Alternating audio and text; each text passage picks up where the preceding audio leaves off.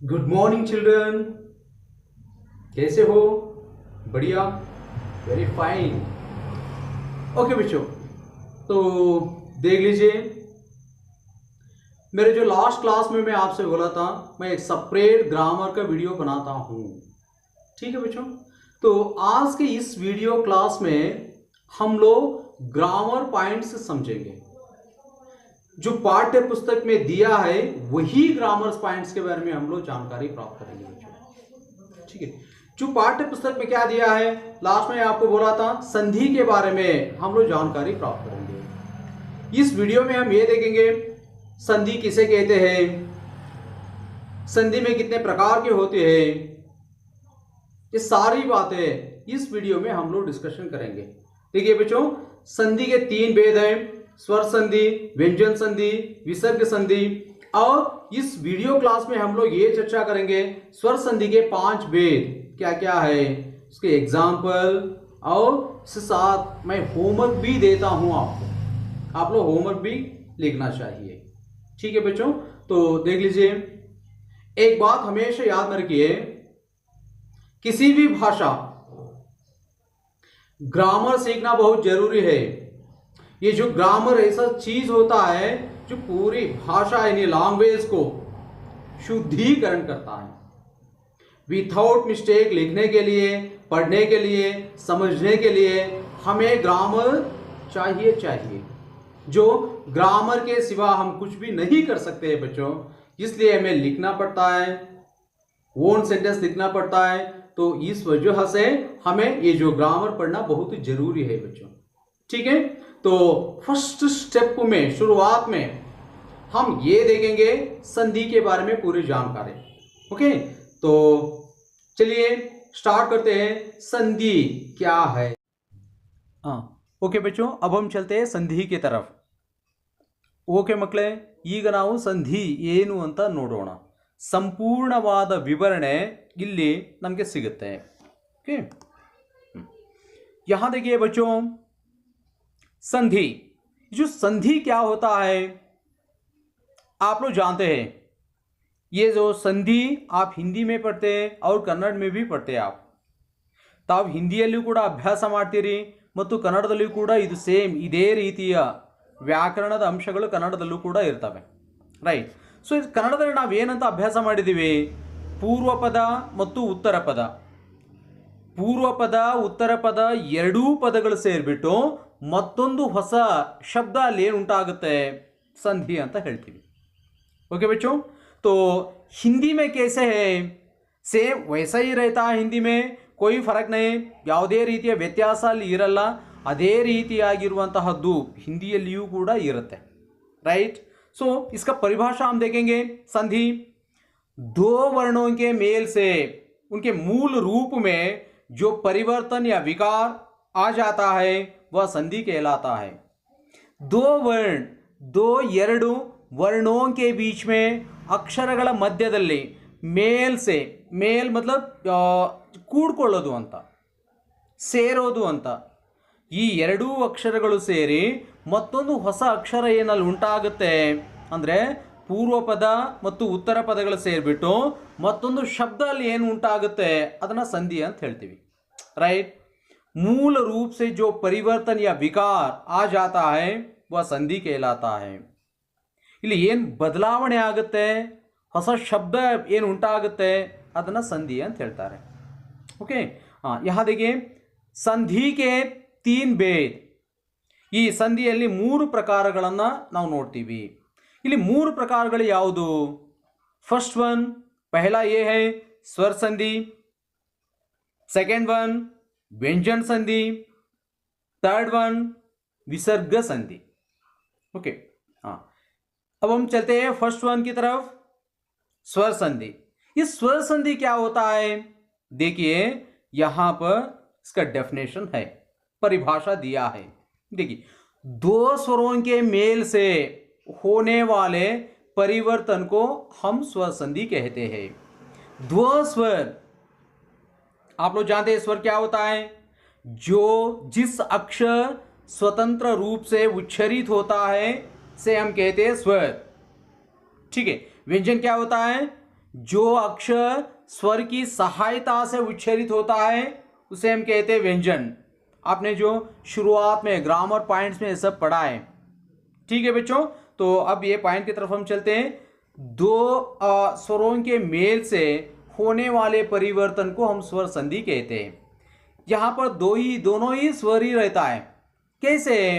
अब हम नीचे एग्जाम्पल पर देखेंगे तो यहां देख लीजिए, स्वर संधि के 5 भेद हैं। इसमें भी 5 ಪ್ರಕಾರ है। ಇದರಲ್ಲೂ ಕೂಡ 5 ಪ್ರಕಾರಗಳನ್ನು ನಾವು ನೋಡ್ತೀವಿ। ಓಕೆ, ಇಲ್ಲಿ 5 ಪ್ರಕಾರಗಳು ಯಾವುದು? ಫಸ್ಟ್ ಒನ್ ದೀರ್ಘ ಸಂಧಿ, ಸೆಕೆಂಡ್ ಒನ್ ಗುಣ ಸಂಧಿ, थर्ड वन वृद्धि संधि, फोर्थ वन एंड संधि, फिफ्थ वन अयादि संधि। ओके, देखिए बच्चों, ये जो हमेशा आप लोग लिखते रहना चाहिए, नोट्स बनाओ। यहाँ पर आप देख रहे हो, इसका स्क्रीनशॉट ले लो, एक नोटबुक में लिखते रहो, तब हमें बिल्कुल याद में रहेगा। ओके, हाँ, अब हम चलते हैं फर्स्ट वन की तरफ। पहला ये है दीर्घ संधि। देखिए इसकी डेफिनेशन क्या है? डेफिनेशन को हम हिंदी में कहते हैं परिभाषा। ओके, ಏನಿದೆ ಅಂತ ನಾವಿಲ್ಲಿ ನೋಡೋಣ। देखिए, जब दो सवर्ण स्वर मिलकर उसी वर्ण का दीर्घ स्वर बनता है उसे दीर्घ संधि कहते हैं। बहुत ही सिंपल है। जब दो सवर्ण ಯಾವಾಗ ಒಂದೇ ರೀತಿಯ ವರ್ಣಗಳು, ಸವರ್ಣ ಸ್ವರ್, ಒಂದೇ ಜಾತಿಯ ಸ್ವರಗಳು ಸೇರಿ ಮತ್ತೊಂದು ಅದೇ ಜಾತಿಯ ದೀರ್ಘ ಸ್ವರ ಅಲ್ಲೇನು ಉಂಟಾಗುತ್ತೆ ಅದನ್ನ ದೀರ್ಘ ಸಂಧಿ ಅಂತ ಹೇಳ್ತಾರೆ।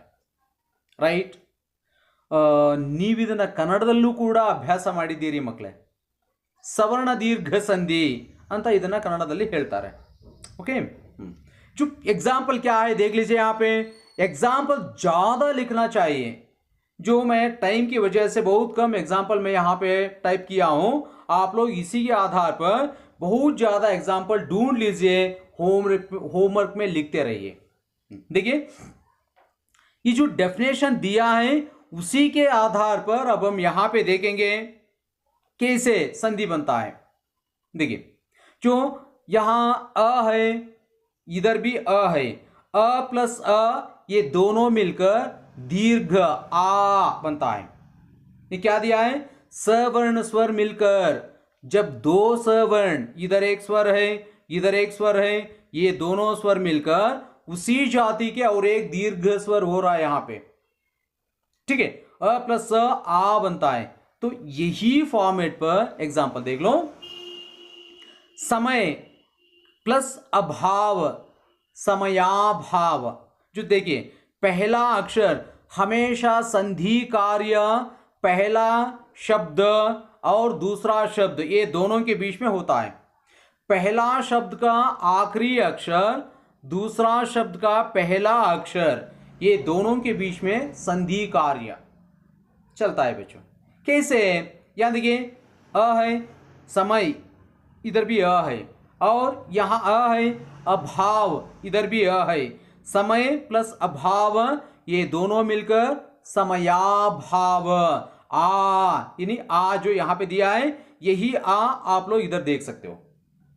ಇಲ್ಲೇನು ಆ ಅಂತ ಕೊಟ್ಟಿದ್ದಾರೆ, ಅದನ್ನು ನೀವು ಇಲ್ಲಿಯೂ ಕೂಡ ನೋಡಬಹುದು। ರೈಟ್, ಇದೇ ಥರ ತುಂಬ ಎಕ್ಸಾಂಪಲ್ಗಳನ್ನು ಟ್ರೈ ಮಾಡಿ, ಓನ್ ಆಗಿ ಬರೆಯೋದಕ್ಕೆ ಟ್ರೈ ಮಾಡಬೇಕು। ಓಕೆ, ಹಾಂ, ಈಗ ಎರಡನೇದ ನೋಡಿ, अ प्लस आ बनता है, अ प्लस आ बनता है। कैसे? हिम, यहाँ अ है, इली अ इधे, प्लस आलय, ये जो आ दिया है यहाँ पे, इधर आलय, हिमालय,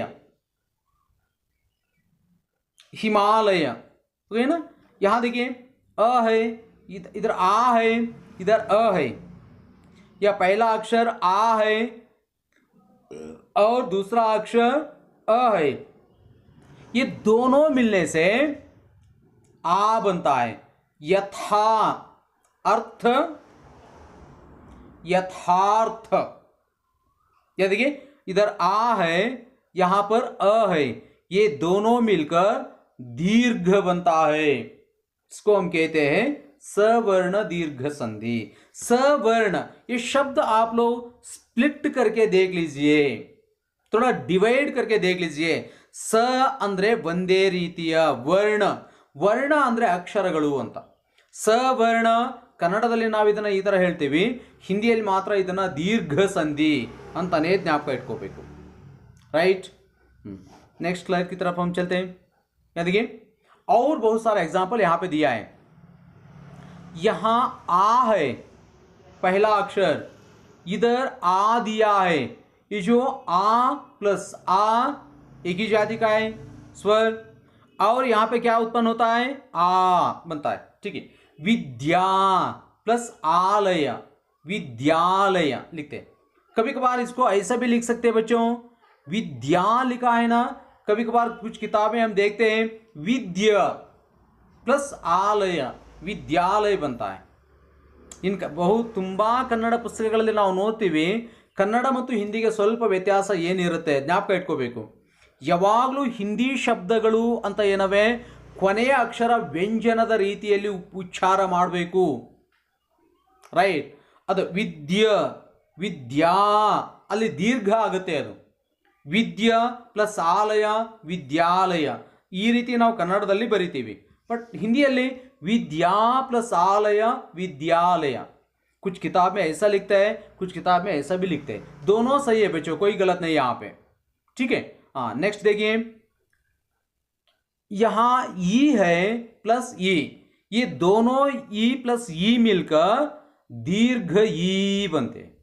कैसे, कवि ह्रस्व ई है प्लस इंद्र, इधर भी ई है, पहला शब्द का आखिरी अक्षर ई है और दूसरा शब्द का पहला अक्षर इधर भी ई है, ये दोनों वर्ण मिलकर वी यानी ई, वी में ई है, कवींद्र, कवि प्लस इंद्र कवींद्र बनता है बच्चों, ठीक है, राइट।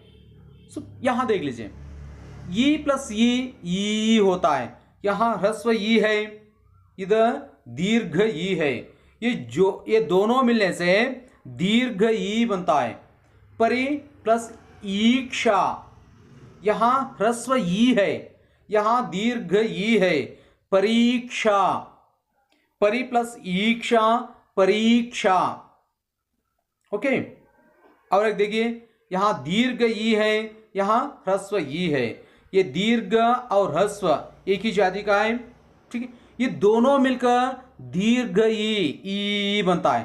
मही मही दीर्घ प्लस इंद्र महींद्र, उसी के तौर पर वही एग्जाम्पल यहाँ पे दे रखा है, ई है और दोनों ई है और ये भी ई बनता है।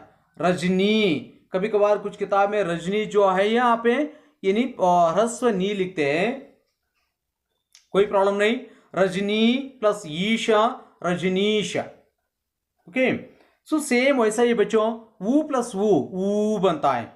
लघु यहां पे वू है, ह्रस्व वू है, उत्तर इधर भी ह्रस्व वू है, दीर्घ नहीं, लघु प्लस उत्तर लघुत्तर, ये भी दीर्घ बनता है, दीर्घ संधि, ओके। यहां देख लीजिए वू है प्लस वू, ये दोनों मिलकर वहां पे बनता है वू, भू ऊर्ध्व भूर्ध्व, ओके। हाँ अब देखिए जो दीर्घ संधि से संबंधित कुछ एग्जाम्पल यहाँ पे लिखा है बच्चों, तो आप लोग यहाँ क्या करनी चाहिए, तो मैं जितने एग्जाम्पल आपको मैं दिखाया हूं, आप ये सारे एग्जाम्पल छोड़कर किताब में से और 10-10 एग्जाम्पल आप लिखना चाहिए, और 10 एग्जाम्पल आप हर एक संधि के अंतर्गत आप लिखेंगे, ठीक है बच्चों। अब हम चलते हैं गुण संधि के तरफ।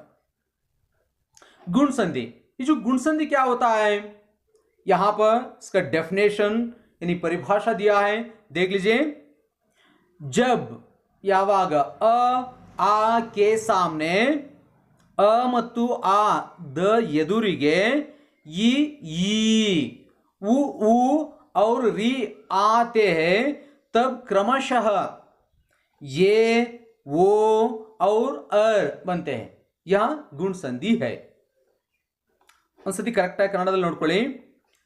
ಯಾವಾಗ ಅ ಮತ್ತು ಆ ಮೊದಲನೆಯ ಶಬ್ದದ ಕೊನೆಯ ಅಕ್ಷರದಲ್ಲಿ ಅ ಮತ್ತು ಆ ಇತ್ತು ಅನ್ಕೊಳ್ಳಿ, ಈ ಎರಡನೇ ಶಬ್ದದ ಮೊದಲನೇ ಅಕ್ಷರ ಈ ಅಥವಾ ಉ ಮತ್ತು ರು ಅಂತ ಕನ್ನಡದಲ್ಲಿ ನಾವು ಇದನ್ನು ಹೇಳ್ತೀವಿ ಮಕ್ಕಳೇ. ಹಿಂದಿಯಲ್ಲಿ ಇದರ ಸ್ಪಷ್ಟವಾಗಿ ಉಚ್ಚಾರ ಬಂದು ರೀ ಅಂತ ಮಾಡ್ತಾರೆ. ನಾವು ಋಷಿ ಕಪೂರ್ ಅಂತ ಹೇಳಿದ್ರೆ ಅವರು ಋಷಿ ಕಪೂರ್ ಅಂತ ಹೇಳ್ತಾರೆ. ಓಕೆ, ಇದರ ಕರೆಕ್ಟ್ ಉಚ್ಚಾರ ಬಂದು ರೀ ಅಂತಾನೆ ಅದು. ಓಕೆ, ಆತೆ ಹೇ ತಬ್ ಕ್ರಮಶಃ ಇದು ಬರುತ್ತಲ್ಲ, ಆಗ ये ओ और अर बनते हैं, इसको हम कहते हैं गुण संधि. ओके, एग्जाम्पल हम देखेंगे तो इसके आधार पर हमें पता चलता है कैसे बनता है गुण संधि. हाँ, तो एग्जाम्पल देख लीजिए. ये जो पहला अक्षर है यहां पे अ, राइट, यहां पे सेकंड अक्षर क्या दिया है, ई दिया है.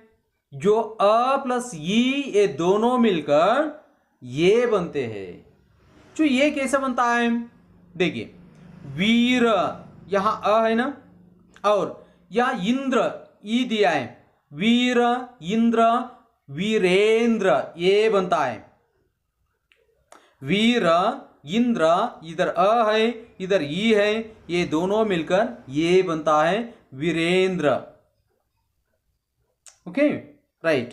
तो सेकंड अक्षर देखिए, आ है इधर पहला अक्षर, दूसरा अक्षर है ई, आ और ई ये दोनों मिलकर ये बनता है. कैसे, महा आ है ना इधर, प्लस इंद्र महेंद्र. ठीक है, तो ये देखिए इधर अ है प्लस ई, ऊपर जो दिया है वही ऐसा ही एग्जाम्पल दिया है. और एक अ प्लस ई ये बनता है गण प्लस ईश गणेश. ठीक है, तो ये देखिए इधर आ है प्लस ई है, आ के सामने ई आया और तो ये क्या होता है वहां पे ये बनता है. कैसे, लंका आ दीर्घ प्लस ईश ये भी दीर्घ लंकेश, लंका ईश लंकेश.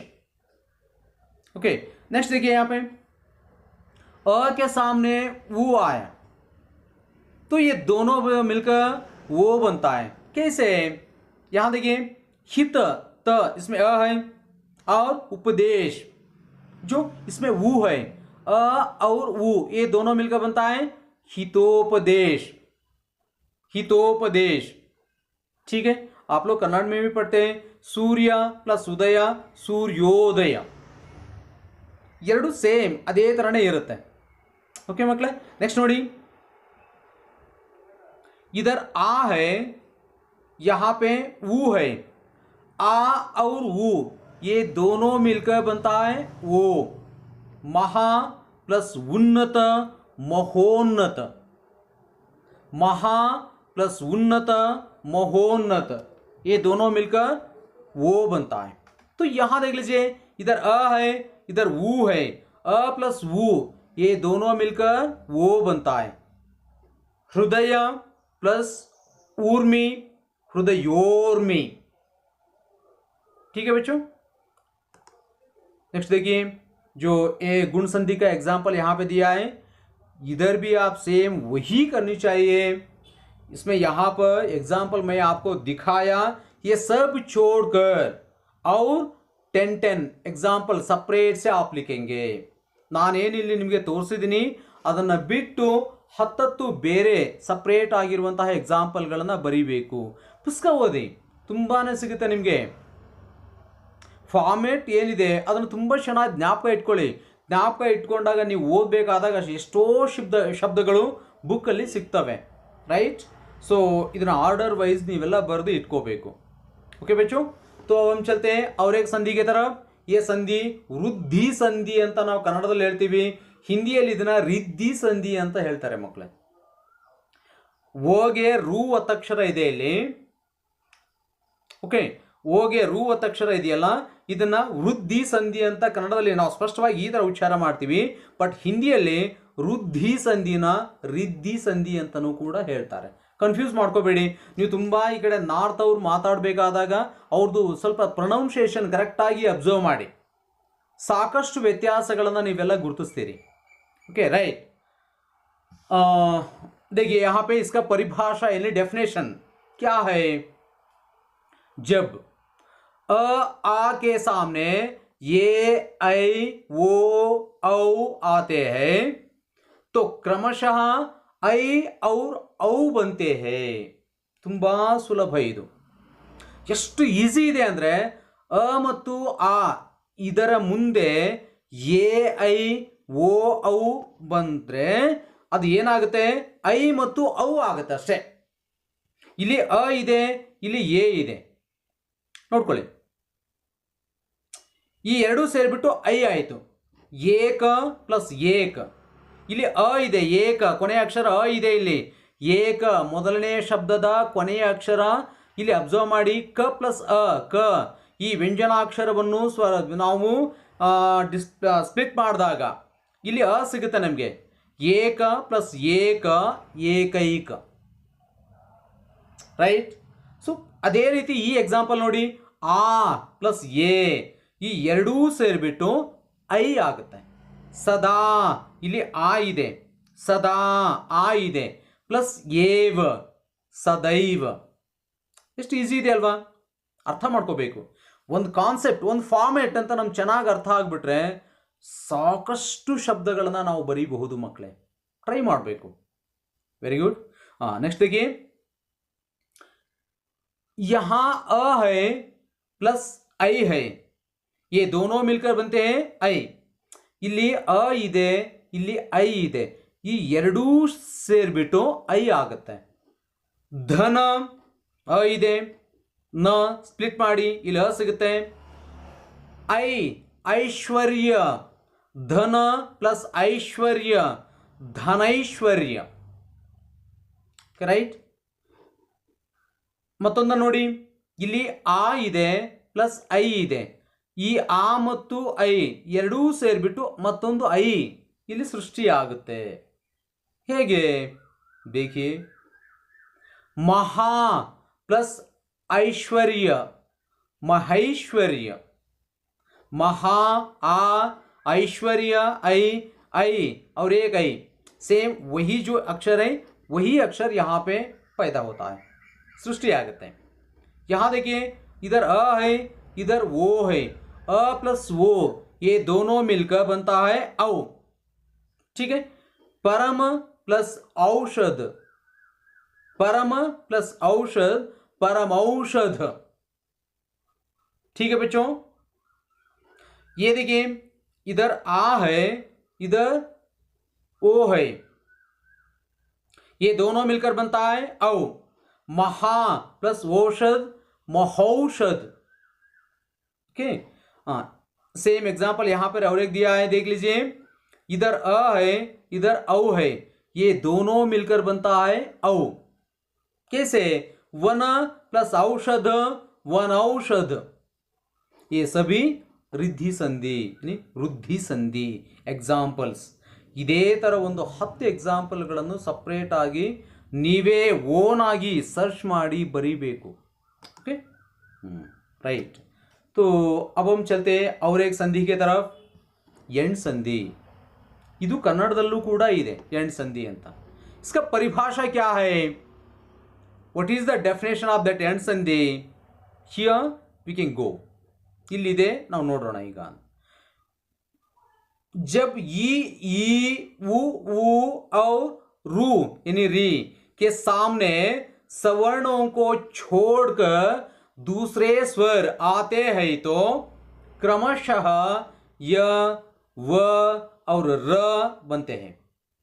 ಇಲ್ಲಿ ಈ ಉ ಮತ್ತು ರು ಅಥವಾ ರಿ, ನಾವು ಹಿಂದಿಯಲ್ಲಿ ರಿ ಅಂತ ಹೇಳ್ತೀವಿ, ಜ್ಞಾಪಕ ಇಟ್ಕೋಬೇಕು. ಇದನ್ನು ಈ ಎಲ್ಲ ಸವರ್ಣಗಳು ಇವುಗಳನ್ನು ಬಿಟ್ಟು ಬೇರೆ ದೂಸರೇ ಸ್ವರ ಆ ಜಾತೆ ಆಯಿತು, ಬೇರೆ ಸ್ವರ ಬಂತು ಅಂದರೆ ಅಲ್ಲಿ ಏನಾಗುತ್ತೆ, ಕ್ರಮಶಃ ಏನಾಗುತ್ತೆ, ಯ ವ और ರ बनते हैं. ಹೇಗೆ ಇದು ಎಕ್ಸಾಂಪಲ್ ನೋಡಿ. ಇಲ್ಲಿ ನೋಡಿ ಮಕ್ಕಳೇ, ಇಲ್ಲಿ ಇ ಇದೆ ಪ್ಲಸ್ ಅ ಇದೆ. ಇ ಮತ್ತು ಅ ಈ ಎರಡೂ ಸೇರಿಬಿಟ್ಟು ಎ बनता है. कैसे बनता है ये?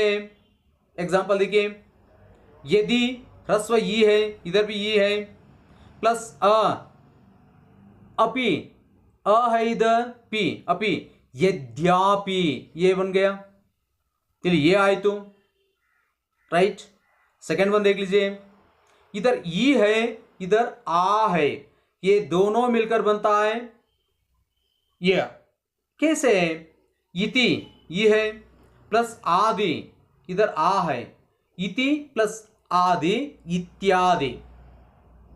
और देखिए एग्जाम्पल, इधर ई दीर्घ है, इधर अ है, ये दोनों मिलकर बनता है ये नदी प्लस अर्पण, नद्यापण, नद्यार्पण. ओके, यहां देखिए, इधर ई है, इधर आ है, ये दोनों मिलकर बनता है यह देवी प्लस आगमन, देव्यागमन, देव्यागमन. यहां वु है प्लस अ है इधर, ये दोनों मिलकर बनता है व. कैसे? अनु वु, अनु वु, या इधर अ है, अय, अनु अय, अन्वय, अन्वय. ओके, हाँ, ये एग्जांपल देख लीजिए. यहां पे दिया है वु और इधर है आ, ये दोनों मिलकर बनता है व. कैसे? सु प्लस आगत, स्वागत, सु वु प्लस आ व, यहां पे व आ गया, स्वागत.